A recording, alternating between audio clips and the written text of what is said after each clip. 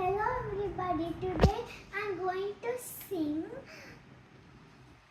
Kanakadaran from Sri Adi Shankara.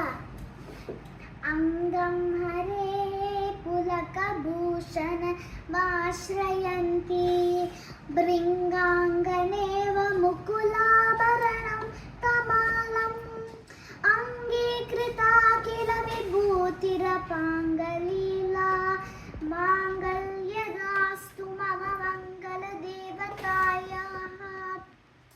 Ukta Muhurvidadati Vadane Murare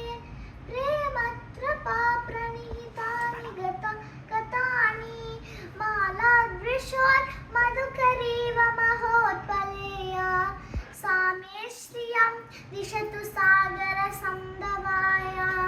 Amilitakshamadigamya Muda Mukundam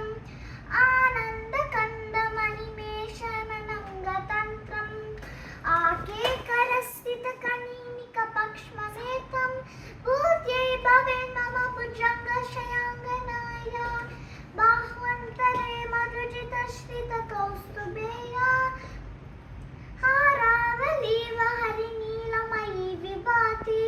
Kamatprada Bhagavatopi Katakshamala Kalyanama Magatume Kamadadayaya Kalambudalalitorasi Kaitavare Daradare Spuratyam Kadidanganeva Matu Samasta Jagatam Mahaniya Murtihi Bhadrani Me Nishatu Bhargavanandanaya Praptam Padam Pratamatakkaluya Prabhavan Mangalya Bhaji Madhumatini Manmatena Mayyapatetu Dadihamantara Nikshanadam Mandala Samshamakaralaya Kanyakaya Vishwamarendra Padavipramadana Daksham Ananda Kandamani ಆನಂದ ಹೇತು ರದಿಕಂ ಮುದ ವಿಶೋಪಿ ಈಶನ್ ವಿಜಿಜತು ಮಯೀಕ್ಷಣ ನೀಕ್ಷಣಾದಂ ಇಂದೀವರೋದರ ಸಹೋದರನಿಂದಿರಾಯ ವಿಶಿಷ್ಟ ಮತಯೋಪಿಯ ಪ್ರಯಾದೃಷ್ಟ್ಯಾ ತ್ರಿವಿಷ್ಟ ಪಪದಂ ಸುಲಭಂ ಲಭಂತೆ ದೃಷ್ಟಿಪ್ರಹಿಷ್ಟ ಕಮಲೋದರ ದೃಷ್ಟಿವಿಷ್ಟ ಪುಷ್ಟಿಂ ಕೃಷಿಷ್ಟ ಮಮ ಪುಷ್ಕರ ವಿಷ್ಕರಾಯ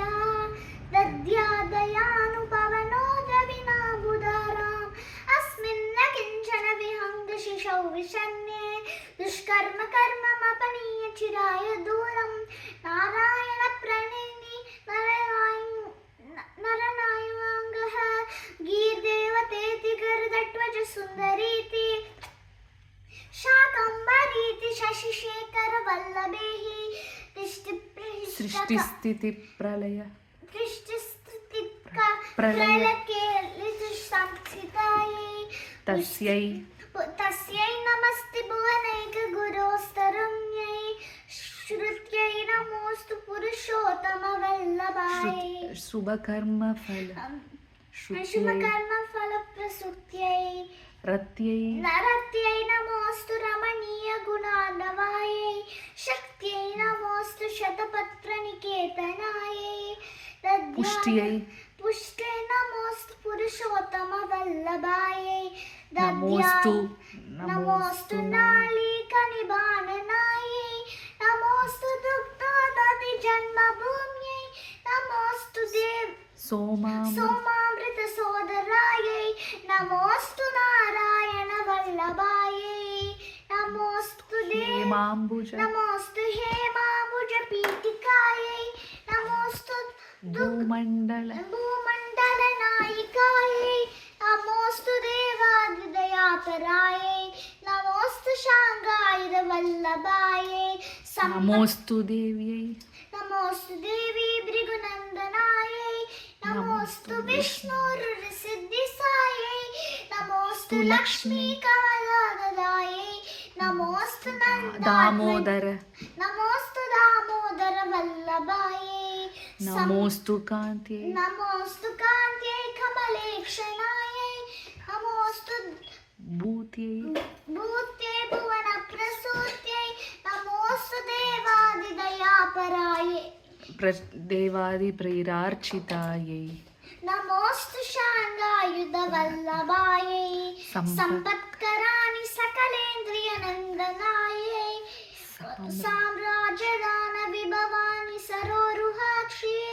त्वद्वन्दनानि दुरितोहरणोदितानि मामेव मातरनिशं कलयन्तु मान्ये यत्कटाक्ष समुपासना विधिः सेवकस्य सकलार्थसम्पदः संतनोति वचनाङ्गमानसैः त्वां मुरारिहृदयेश्वरीं भजे सरसिजनिलये सरोजहस्ते धवलतमां शुकगन्धमाल्यशोभे भगवति हरिवल्लभे मनोज्ञे त्रिभुवनभूतिकरि प्रसीद मह्यम् भगवति हरिवल्लभे मनोज्ञे त्रिभुवनभूतिकरि प्रसीद मह्यम् दिग्गस्तिबिक्कणककुम्भमुखावशिष्टस्वर्वाहिनी विमलचारुजलप्लुताङ्गी रातर्ममामि जगतां जनैः अशेषलोकादिनाथगृहिणीम् अमृताब्धिपुत्रीं कमले कमलाक्षवल्लभे त्वं करुणापूरदरङ्गितैर्यपाण्डै अवलोकय माम् अकिञ्चनानां प्रथमं पात्रं प्रहिष्टिमन्दयाय स्तुवन्ति ये स्तुतिभिर्नवनिदन्तं वयीमयि त्रिगुणमातरं ब्रह्मा गुणादिका गुरुदर्वादिनादिनः भवन्ति ये भुवि भुवि भाविदाक्षया